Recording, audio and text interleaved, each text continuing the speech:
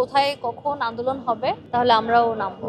যেমন কোনো চরিত্র আমাকে এর আগে দেখা যায়নি, কারণ আমরা সবাই সব আর্টিস্টরাই চাই যে দেনা পাওনা শেষ না হোক। আমি আসলে খুবই ব্যস্ত, বাট তারপরও আমি চেষ্টা করি একটু বেছে বেছে ভালো কাজ করার। সেই ক্ষেত্রে বলবো যে আমার মেইন কাজ আসছে দেনা পাওনার স্পেশাল 7 পর্ব, আর আরো কয়েকটা সিঙ্গেল করা হয়েছে, ওবিসি করা হয়েছে। না, আমি আসলে শুরুতে ভাবিনি এত কিছু। ইনফ্যাক্ট আমার ক্যারেক্টারে স্টোরিতে ঢুকতেও আমার বেশ সময় লেগেছে। আমি দেখতাম যে আমি দুইটা তিনটা পর্ব যাওয়ার পর থেকেই সবাই আমাকে বিভিন্ন ধরনের কমেন্টস শুরু করেছে। আমি রিলেট করতে পারতাম না শুরুতে, বাট এখন আমি বুঝি যে আসলে তারা কোন জায়গা থেকে বলতো। না, আমি এখনো পর্যন্ত কোনো খারাপ কোনো কমেন্ট পাইনি। খারাপ কমেন্ট যে আসে না তা না, বাট আমার মনে হয় যে পজিটিভটাই বেশি, কারণ যেটার কে এম সোহাগ রানা আমার চরিত্রটাকে এমনভাবে প্রেজেন্ট করেছে সেখানে আসলে মানুষ সরাসরি নেগেটিভ বলতে পারবে না, আবার একদম পজিটিভ তাও না। বাট আমাকে সবাই পছন্দ করে।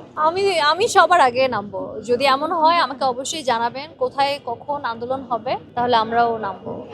কারণ আমরা সবাই সব আর্টিস্টরাই চাই যে দেনা পাওনা শেষ না হোক। আমি সবসময় একটু চাই, আমি যেমন ক্যারেক্টার পছন্দ করি ডিফারেন্ট আর কি। মানে অ্যাজ ইউজুয়াল সব ক্যারেক্টারের মতো না। তো নাবিলা সিক্স তার মধ্যে এক অন্যতম ছিল। আর সামনে আমার মনে হয় আরো বেশ কিছু কাজ পাবেন, যেমন কোনো চরিত্র আমাকে এর আগে দেখা যায়। আমি আসলে খুবই ব্লেসড, কারণ আপনি যেটা বললেন যে নেগেটিভ কমেন্ট আমি খুব কম পাই, কারণ আমি বরাবরই খুব পজিটিভ একজন মানুষ। আমি মনে হয় যে আমার পোশাক আশাক থেকে শুরু করে আমার এমন কোনো কমেন্টে এখনো পর্যন্ত কেউ কোনো অভিযোগ বা খারাপ লাগা তৈরি হয়নি। এই ক্ষেত্রে আমি খুবই চুজি। আমি কখন কি বলবো এটা একটু ভেবে বলি, বা কি পরবো কোন ফাংশনে এটা একটু ভেবে পড়ি। তো সেই দিক দিয়ে বলবো যে আসলে আমি পজিটিভ কমেন্টটাই বেশি পাই, আর আমি খুব অ্যাপ্রিসিয়েট করি আমি আমার ফলোয়ার্সদের। ব্যক্তি জীবনে পরিকল্পনা ফ্যামিলির সাথে ঈদ করব।